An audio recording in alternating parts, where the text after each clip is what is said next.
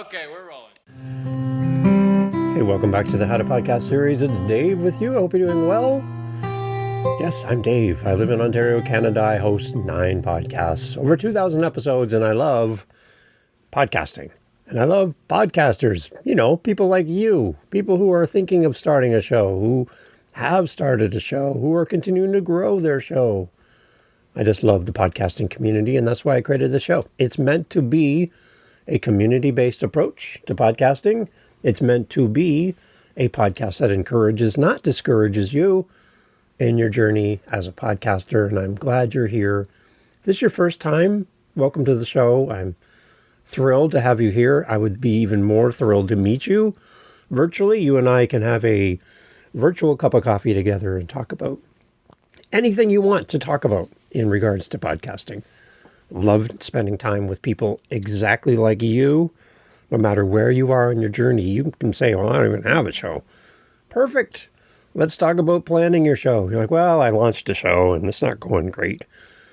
Then perfect. Let's talk about that. I've been doing podcasting since you were a baby. Well, that's not possible because A, I'm old, and B, podcasting hasn't been around that long. I'm thankful that you think I'm young, but I'm not. I'm old. And yeah, so I just love spending time with people like you. So anytime, reach out to me. Love to have time with you.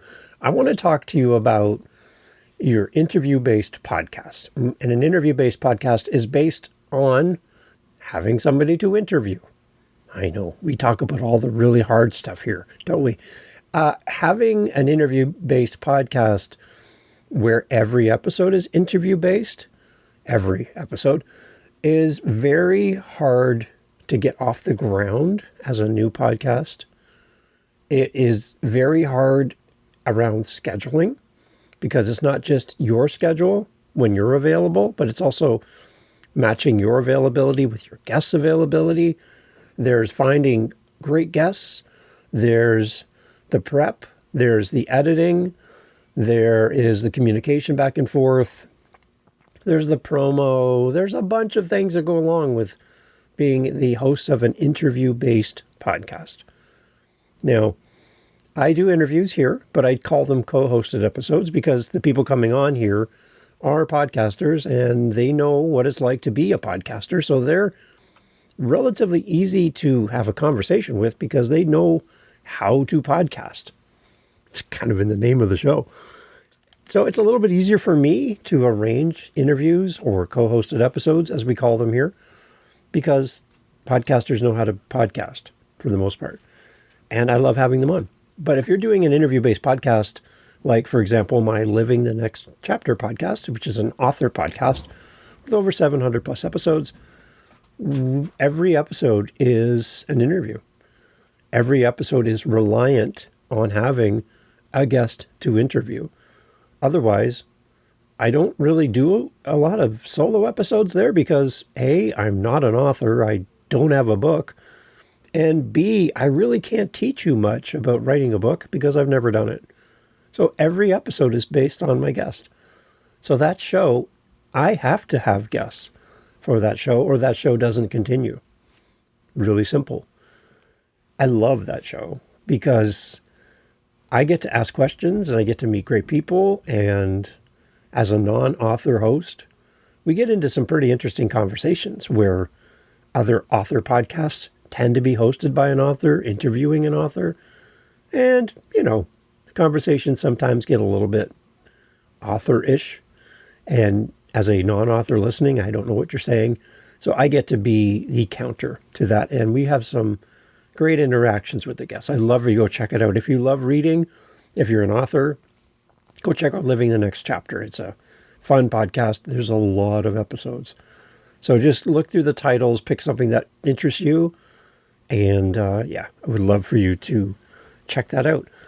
A little side tangent on YouTube. If you listen on YouTube, what I've created for that show, because I have so many episodes, I'm in the process of categorizing and grouping guests together based on what they write about. So I have a playlist on YouTube for Living the Next Chapter. That's all of my veterans who have written books all together in one playlist. in addition to the podcast playlist. I also have a playlist for any children's authors who have been on the show. I have a playlist for anyone who has been a part of law enforcement, legal, lawyers, judges. They're in another playlist. Anything to do with business, together in a playlist. So a variety of different playlists in addition to all of the episodes in one playlist. That way, if you like a certain type of book, you can get a grouping of all the authors so far that have written in that area. And it's just a way to make it a little bit easier. So go take a look at my YouTube channel and steal the idea. It's great. It works. And it's a good entry point for new listeners, because it's, when you have that many episodes, it's a little bit overwhelming for somebody new coming through the door going, where do I even start? So that's one thing. Another thing I'm working on, just while I'm thinking out loud, is I'm creating a magazine for those groupings of authors. So there'll be a separate magazine featuring these guests, links to their episodes, links to their website, to their books. And it's a colorful magazine, a virtual online magazine that you can flip the pages on. If you want to see a variation of that, you can go to canadianpodcaster.com, canadianpodcaster.com, and see what I'm doing there for another one of my shows, because I have so many, why not? That I do a Canadian online magazine for podcasters every month. And we feature podcasters and Canadian content and Canadian services for content creators. And it's a virtual magazine. That's what the author podcast magazine is going to look like in format. And if you're interested, it's built in Canva. And then I use a website called Hayzine or Hayzine, Heyz, because I'm in Canada, Zine. And Hayzine turns it into a actual magazine that's virtual. It's really fun. So anyways, that's something I'm working on. So by grouping my episodes by author type and book type, it becomes the foundation of the magazine, which will be coming out in 2026. So there you go. A little inside the story for you. Hope you enjoy that. I want to talk about the guesting side now. If you've never hosted a podcast with guests, then you are going to be a little bit unaware of this. If you've ever been a host with guests, then maybe this has been your experience. And I want to talk together about this. So I'm opening the doors at howtopodcast.ca. SpeakPipe's right there. I'd love to hear your feedback, your thoughts on how you do this and how you address this. But the whole idea about how to spot and fix bad podcast guests before they derail you and your show. I've got some stories, and I'm not afraid to share. So let's get into this. I'm glad you're here. One of the hardest things to do in podcasting is create a interview-based podcast from scratch, like from zero. No listeners, no episodes. You've got an idea, and you want to be an interview podcast, but you have had no experience, never done it, you've never had an interview before, and you're reaching out to get people to come on your show, and they're like, how many listeners do you have? And you're like, 0, because I've never done this before. And they say no. That's what's happened to me for Living the Next Chapter. When I first started, I was reaching out to people I admire as a reader. I was like, oh, I'd love to have you on my show. And people flat out said no. I didn't have an audience. I wasn't big enough. I haven't been in it long enough as a podcaster for authors. And I got zeros. I got nothing. I got denied. No thanks. Goodbye. And it was really frustrating. So here's my offer to anyone listening that is starting a podcast. No matter what your topic is, I think we can make this work. I am offering to be your test guest, where you can test out and get some practice behind the mic interviewing somebody new. I will be your guest. We can talk about whatever you want to talk about. If you want to talk about podcasting, then awesome. I also talk about music. I'm a musician, 45 years now. I'm a dad. I'm a grandfather, 2 grandkids. There's a lot of different things we can talk about. I'm a business person. I've created my own businesses from scratch. A lot of different things we can talk about. And I would love to have time with you. And I will be your guest for your show, even if you decide to not use the recording, but just use it as practice. If it never sees the light of day or no one ever hears it, it's not going to bother me, because you and I can work together and you can practice with me and you can delete the whole thing. I just want to help you to have some experience before you land an actual real guest for your show. I would love to do that for you and be that, because I know how hard it is to start with no experience and you've never done this before.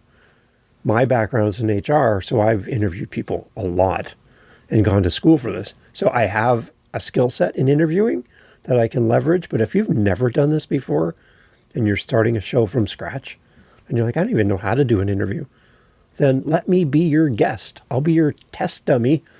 And you can practice and we'll go back and forth and you can ask your questions and then we'll maybe do a recap after and I give you some suggestions and some ideas that'll make it easier for you. I'd love to help you. So don't start on your own. First time guest on your screen and you have no idea what you're doing. Come practice with Dave. I'd love to help you. Okay? All the time. Always available. howtopodcast.ca is my calendar's right there. You can jump in and in the comments, just write like practice interview or something. And I will show up and be your guest. And we'll record it. I'll give you all the information, all the recordings, and you can do whatever you want with it. You can delete it if you want. It doesn't matter to me. I just want to spend time with you. So the one thing you're going to find as an interviewer is you're going to cross paths with some amazing people, like the best people in the world. You're going to grow your connections. You're going to reach out into the community locally and globally. You're going to meet people that you really have no reason to be in their calendar. These people are like sought after speakers and writers and authors and musicians and legal expertise and business gurus, and they're sought after. Their hourly rate would make you cry, the amount of money that they make in real life, and yet they will put everything on hold to come on to your show and talk to you. It is the best. It's one thing for people to know about your show. It's another thing for them as a guest to know about you. And if you give somebody a great interview, a great conversation, they're going to walk away from that time with you and they've just found somebody that they admire. So it's a great way to build your connections in the community around you and for people to know who you are. So I love interviewing for that. I love the connections. I learn something every time someone comes on my screen, and it's just the best ever. The downside of all this is you're going to come across a lot of people who are really flaky, who will eat up your time, take a lot of your bandwidth, and then just ghost you. Like they are just gonzo. It's like they've fallen off the face of the earth. I have a file folder for each of my shows. I have a file folder. I have two for every show. I have a file folder that says done. Those are completed episodes. I'm done. We've moved on and I'm on to the next thing. For the same podcast, I have a second folder. And this is all of the people who have come into my world and then completely vanished. We've had a pre-chat. We've had email correspondence. We've had some touch point together. And then when it comes time to recording, they just disappear. Like poof, they're gone. And I don't understand people's commitment levels. I realize that life happens and some of these instances is a really good reason why we haven't followed through. There's been a life change, something dramatic has happened. So let's erase that from the equation. But I'm talking about people who are just flighty, people who don't really see the value of being a guest, or they don't value your time. I've had podcast experts who have wanted to come on the show, on my How to Podcast series here. And I've looked up to these people until they treated me like crap as the host of the show. They have made contact, they've reached out, And then I find out who they really are. And what I see, I don't like. I really don't like. There's an impact on your show when you interact with bad guests. Bad guests as potential guests, or bad guests who actually make it onto your show through all of your screening. They still show up and somehow they get on your show. There are impacts in your podcast to having bad guests. Here's a few thoughts. A bad guest is a complete waste of your time, of your preparation hours, all of your research, all of your outreach, the emails, the scheduling, only to deliver low value, or they just don't show up like they're supposed to be here and there's nothing. I even have reminders automatically sent out the day before the interview, which they respond to and say, yep, all good. And then the day of, nothing. When we deal with bad guests, it kills our momentum as a podcaster. When we do get a bad guest on our show, they give us rambling answers. Sometimes they can be negative. Sometimes they hide their best information from the audience because they don't want to give away anything that detracts from the opportunity to sell you something. They get off topic on tangents that have nothing to do with why they're on the show. They don't care about you, my audience. And they just make the episode boring.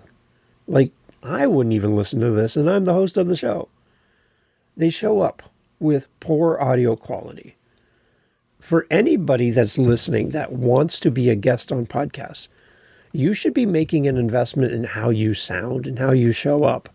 If you're going to do one interview a year, fine. Then this part might not relate to you. But if you're going to be doing this on a more serious and more frequent basis, then you should invest in something that makes you sound better. The amount of people that have come through my world as guests who have shown up prepared, sounding great. They have a nice quiet space. They don't have children running around. I had one person who had a pigeon on the podcast who was like staring into the camera of my guest's camera and staring back at me, and all I could see was a beak and two eyes. Like, the weirdest things ever have happened as a podcaster. People who just don't show up ready. Like, I don't understand how you navigate life. Like, they just rolled out of bed and they just happen to walk past the camera and go, oh, I guess, yeah, we're recording. Yeah, I'll talk to you.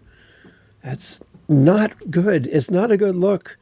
And I actually have had a guest where we did the pre-chat. I asked them to find a better way to record because their audio was terrible.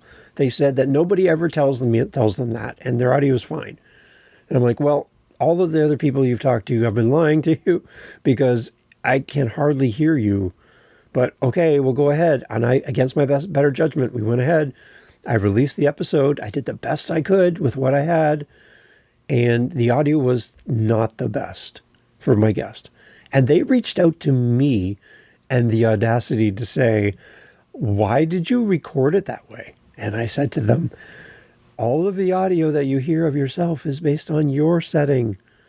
And I did what I could to make it sound better, but I can't fix bad. It's still bad. It's just a slightly better version of bad. So for you as a guest, if you're going to be a frequent guest, then invest in a microphone. Invest in earphones so that we can control the sound. And get a quiet place, free of distractions. Shut your phone off. Oh, for the love of podcasting, shut off your phone. Why do you need notifications going off while you're talking as a guest on a podcast? The world can wait for 30, 40 minutes while you do the interview. Shut off all of your notifications and put your phone away because you're supposed to be like focused on what you're doing. Think of it as distracted podcasting instead of distracted driving. There should be a ticket for this. Put your phone away and shut off all of your notifications on the device that you're using to record. I don't need to hear your emails coming in. I don't need to hear all that.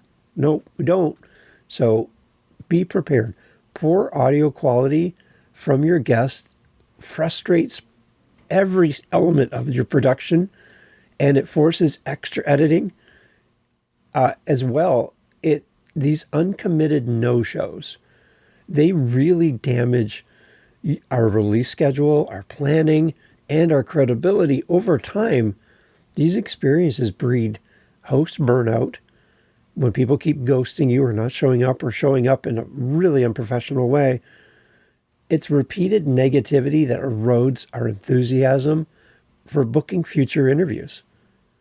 So for the PR agents that might be listening to the show, give your podcast guest that you're pitching some background, some experience, some teaching and instruction on how to show up better. And if you don't know how to do that, send them to me.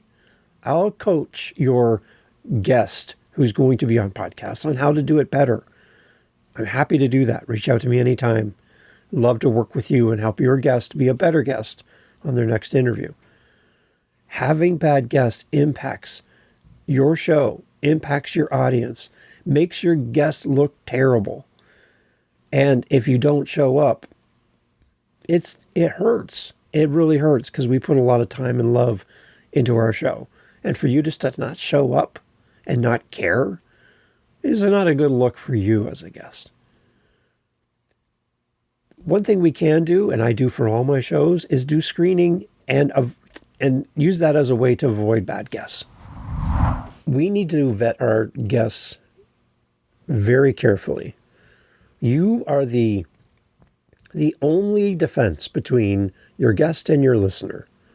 Your listener puts a lot of trust in you as the host of the show to have guests that are relevant, conversations that are helpful, content that inspires and makes people want to come back.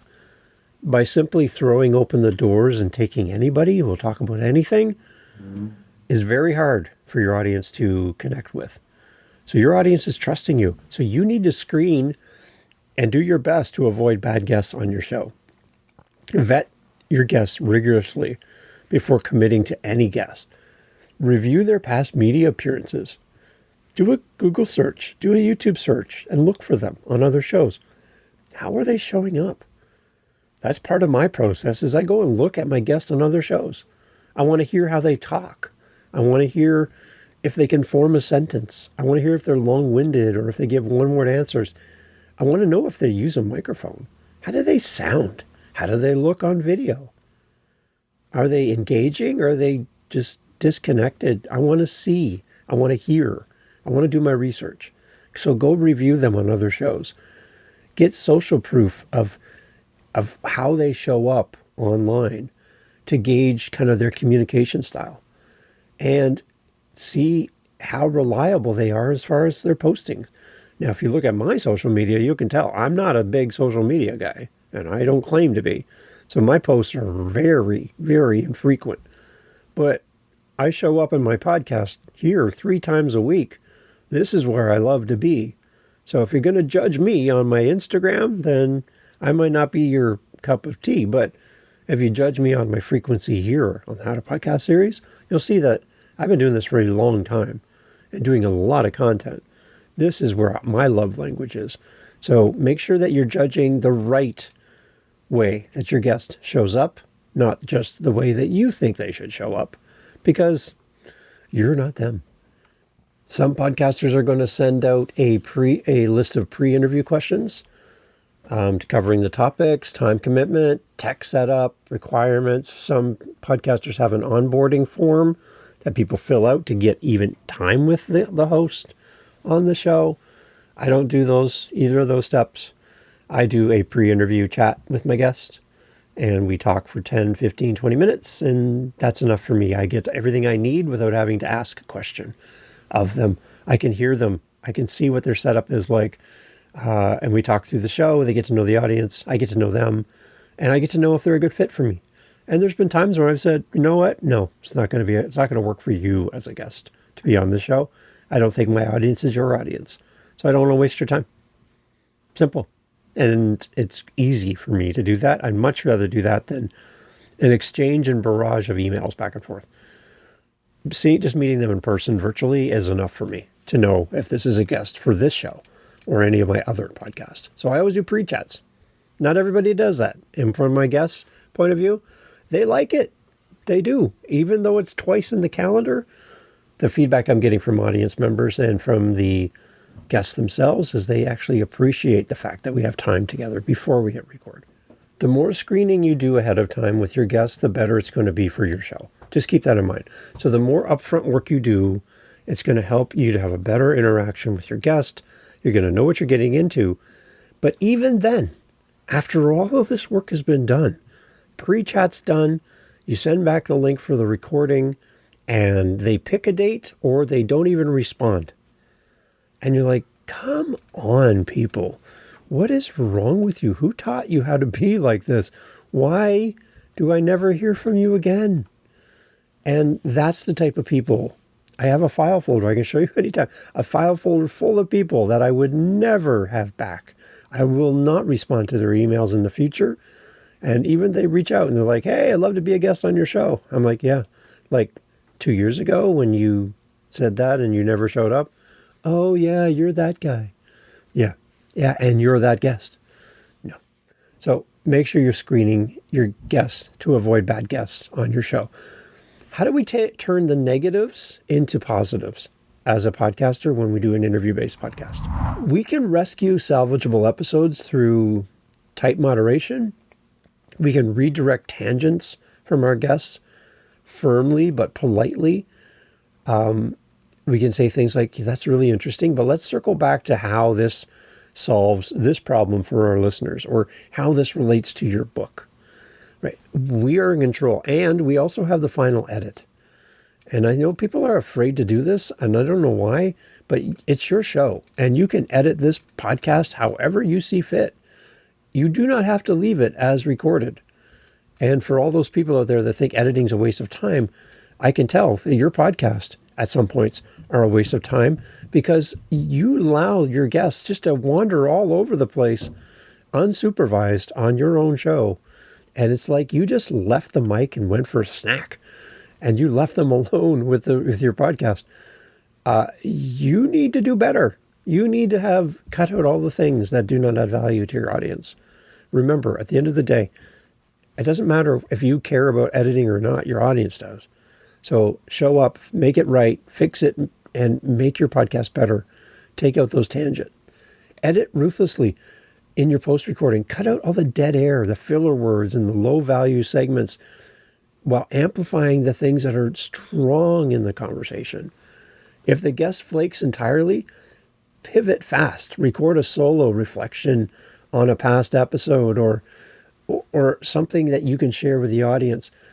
My podcast heart shrinks a couple sizes when I go into a Facebook group and I see this kind of post. Help, my guest just canceled for tonight and I need a guest. Can anybody be a guest on my podcast? And you'll see people like, I'll be a guest on your show. I'll do it. And my question is, what's your show about? Is it about gardening in China? Is your show about aircraft carriers in Egypt? Like, what is your show about? How does anybody agree to come on your show if you don't even tell us what your podcast is about? And why are you so reliant on your guests showing up? How are you not recording multiple episodes? How are you doing this such last minute? My heart gets so sore and sad for you in that moment because it sounds like you just haven't got ahead of yourself. As much as you can, you want to record and have multiple episodes ready in case somebody bails on you. You have a longer runway. Don't try to do this the day before. You're setting yourself up for a lot of stress. Because I can tell you, I have a file folder to prove it. Some people are just unreliable. They will not show up. They will not follow through, and they're really just dead wood. So you're gonna every time you reach out to somebody or someone reaches out to you, think about this. There's going to be a small percentage, very small, but there is an actual percentage of people who are just not going to work out, and it's going to leave you lost and stranded. And I don't want to see you posting in Facebook that you need a last minute guest for your show. Be a couple weeks out, have content in advance. And when that happens, You can skip a week. You can do a reflection episode, whatever you want to do. But don't be looking for a guest 5 minutes before your episode is supposed to be recorded. I feel for you. There's ways to fix that. And we can turn a negative into a positive. So make sure that you reach out if you have any questions about how to get past recording in the moment to a place where you have a little bit more bandwidth. It's going to make it so much easier for you. If you are a interview podcast and everything you do is based on interviews, I want you to consider something, okay? Your audience shows up because it's your podcast. The guest is the extra in the conversation. They like your show because they like you as the host. Even though you share the stage with someone else, you're the common thing between every episode. Guests are different every time, but you're the main focus. You're the main reason people come to your show. So you need to lean in a little bit to the fact that your audience wants to hear from you as well. So I think that solo episodes here and there are your secret weapon as a podcaster. Solo episodes shine when your guests are unreliable, letting you control, and you not just controlling the content, but controlling your calendar, controlling everything. Your releases, you are in control when you leverage your own solo episodes. Solo episodes are great in that they demand less prep. You don't have to worry about scheduling around someone else's time. You can use them strategically to create some evergreen content that you can disperse between your recordings. So if you want to cut your workload in half, instead of doing 52 recordings with guests a year, one a week, do 26, do 25. And in the off weeks, do a solo episode. It could be a reflection on a past episode. It could just be a touch point between you and the audience. It could be short. It could be 5-10 minutes. It doesn't have to be an hour. It could be completely different in context and in format than what you do with your guests.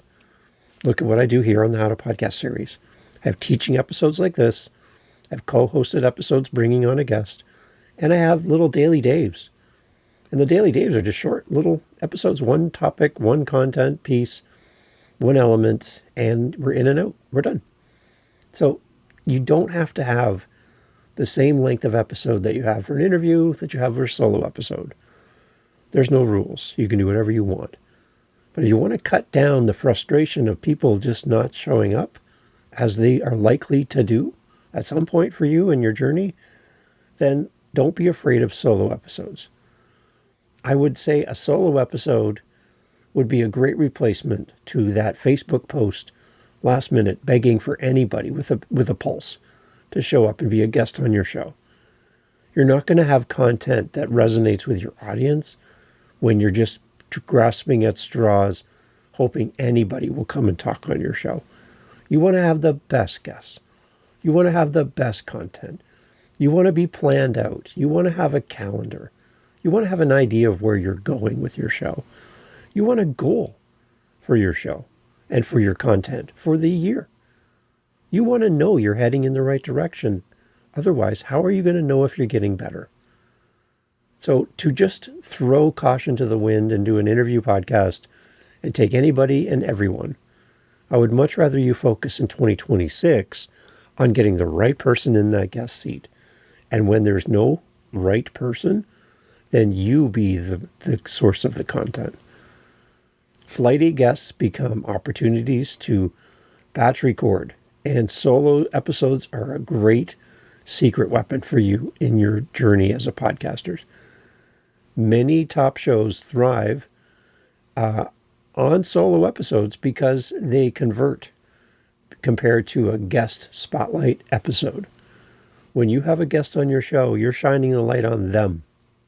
Even though you're the host of the show, even though you're the common piece, episode to episode, week to week, month to month, over the year, it's still shining a light on someone else. So you're giving your audience a chance to fall in love with someone else. give them a chance to fall in love with you. Here's some quick action steps for you around flighty guests who rob your time, derail your podcast, frustrate you as a host.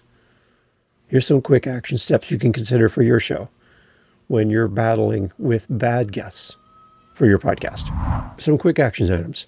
Build a guest scorecard.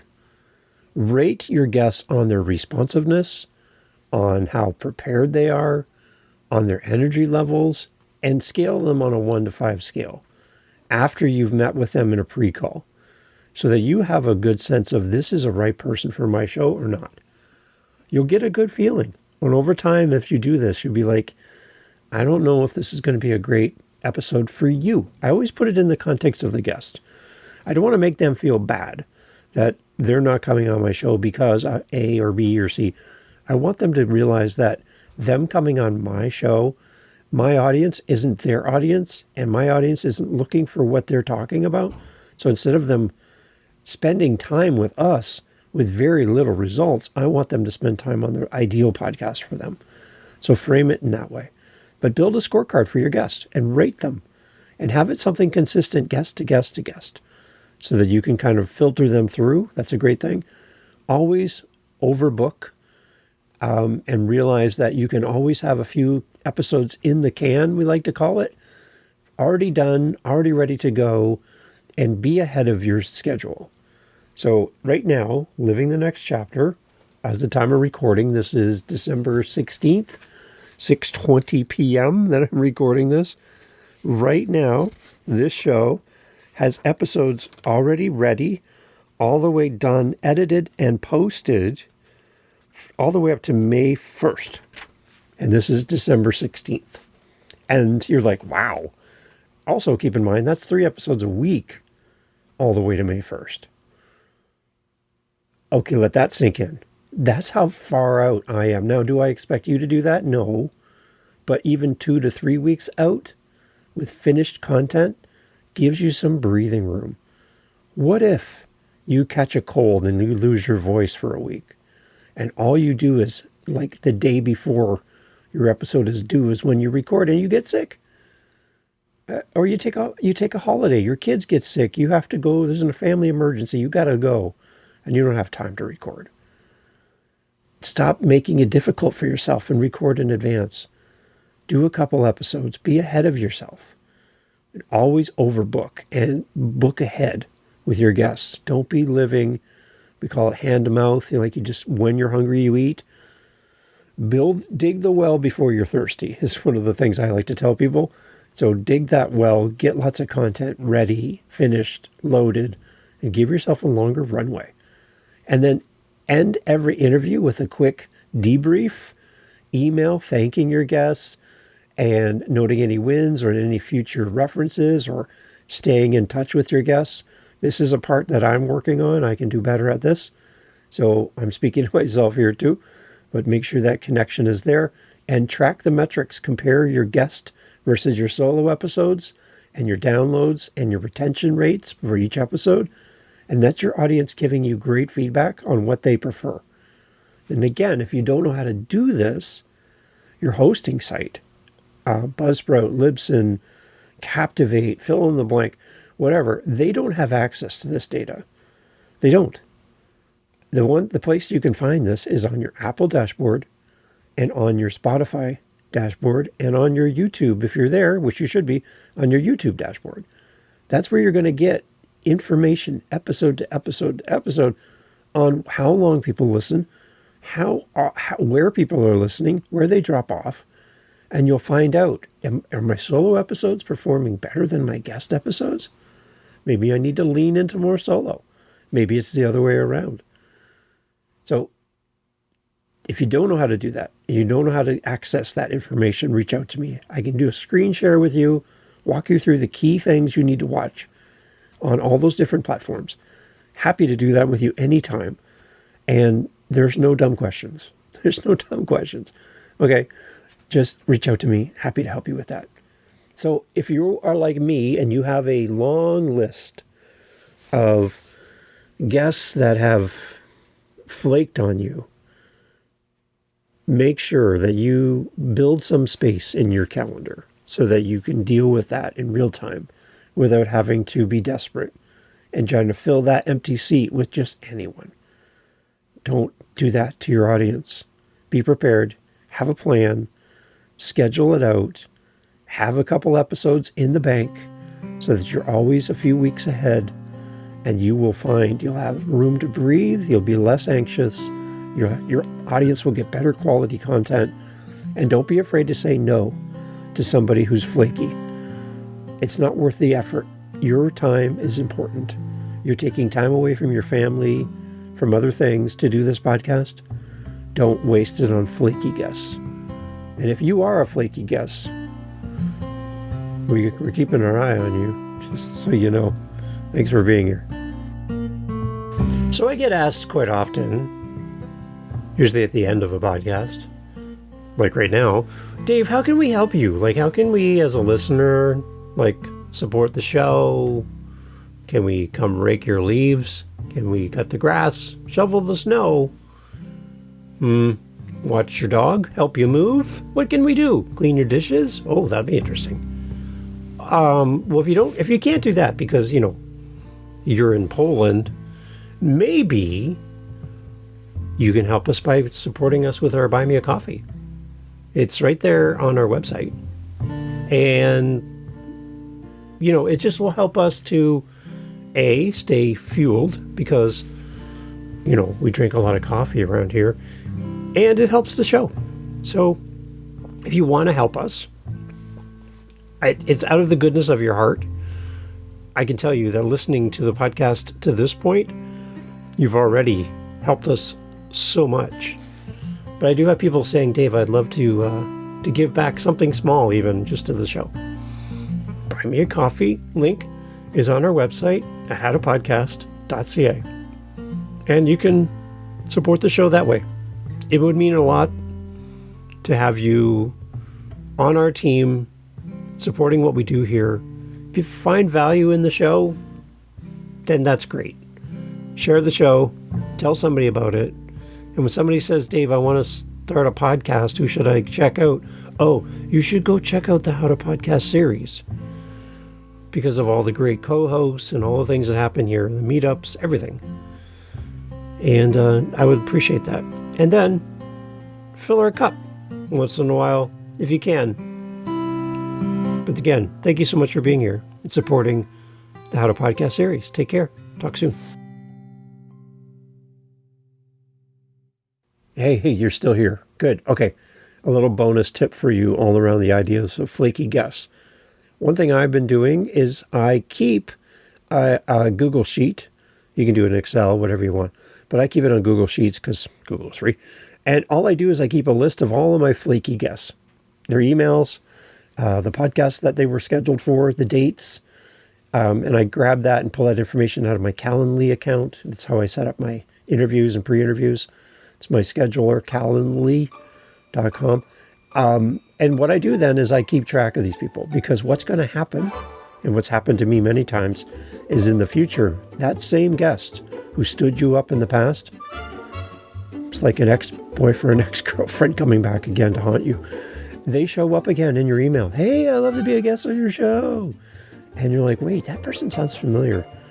So don't forget, you can search by email, take their email address, drop it in your Gmail is what I use, and do a search, drop it into that spreadsheet on Google Sheets, and look and go, oh, wait, that's the person from 2 years ago who didn't show up for their interview, and now they're reaching out again. They've forgotten that they were on my show, and they've forgotten that I keep track. And no, you're still not a good guest because you're just going to waste my time again. So keep a track of these people. And again, I have a folder for all my completed episodes. I like paper. I use recycled paper, by the way. I have a folder for all my done episodes for each podcast. And I have a second folder for all of my do not have these people on your show folder.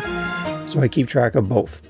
That's how I kind of process what I do for my show behind the scenes. And yeah, don't allow people to get in front of your audience when they're going to waste your time, your audience's time, and they become just dead wood.